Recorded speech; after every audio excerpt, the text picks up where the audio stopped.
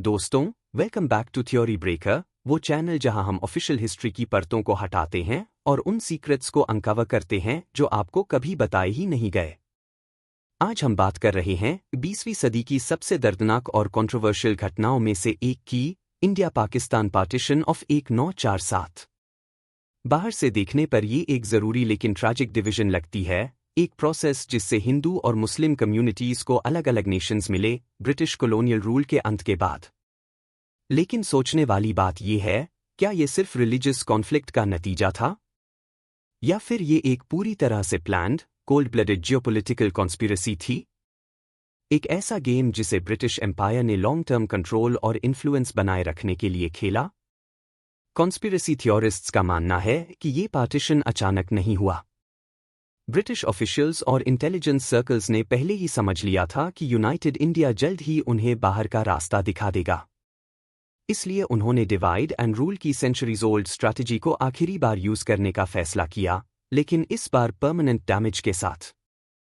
अगर इंडिया एकजुट रहता तो उसकी पॉपुलेशन, रिसोर्सेज और पोटेंशियल उसे एक ग्लोबल सुपर पावर बना सकती थी।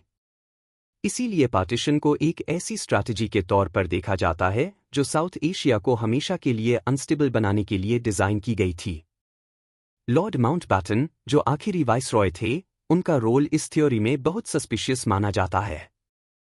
उन्हें सपोजिडली पीसफुल ट्रांजिशन का काम सौंपा गया था, लेकिन उन्होंने प्रोसेस को रश किया, वार्निंग्स इग्नोर की और behind the scenes secret meetings की। उनका नेहरू के साथ क्लोज रिलेशनशिप और कांग्रेस लीडरशिप से प्राइवेट डिस्कशंस इस बात की ओर इशारा करते हैं कि डिसीजन मेकिंग में ट्रांसपेरेंसी की भारी कमी थी। और फिर आते हैं साइरल रैडक्लिफ, वो व्यक्ति जिसने इंडिया और पाकिस्तान के बीच की बाउंड्री ड्रॉ की, बिना कभी इंडिया आए हुए। उसे सिर्फ 5 हफ्ते दिए गए थे इतने बड़े और कॉम्प्लेक्स रीजन की लाइंस खींचने के लिए, और उसने ऐसा बिना किसी ग्राउंड नॉलेज के किया। कई थ्योरिस्ट्स का मानना है कि ये कोई मिस्टेक नहीं थी, बल्कि एक इंटेंशनल मूव थी ताकि कंफ्यूजन, वायलेंस और डिस्प्लेसमेंट को ट्रिगर किया जा सके। ये वेग बॉर्डर्स विलेजेस को तोड़ते हैं, फैमिलीज को अलग करते हैं, और इसी का नतीजा था वो अनइमेजिनेबल ह्यूमन ट्रेजेडी जिसमें करीब 15 मिलियन लोग डिस्प्लेस हुए और 1 मिलियन से ज्यादा मारे गए।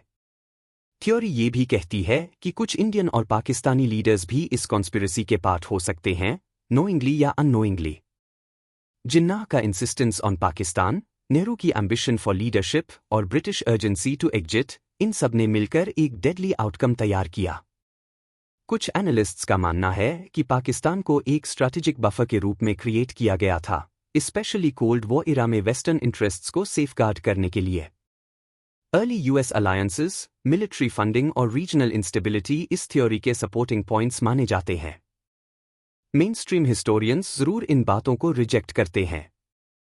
वो कहते हैं कि ये सब genuine religious fear, political failure और कम्युनल डिवाइड का रिजल्ट था। लेकिन कॉन्स्पिरेसी थ्योरी हमें एक और लेंस देती है, एक डार्कर वर्जन जिसमें पावर, मैनिपुलेशन और इंपीरियल इंटरेस्ट सब कुछ कंट्रोल कर रहे थे।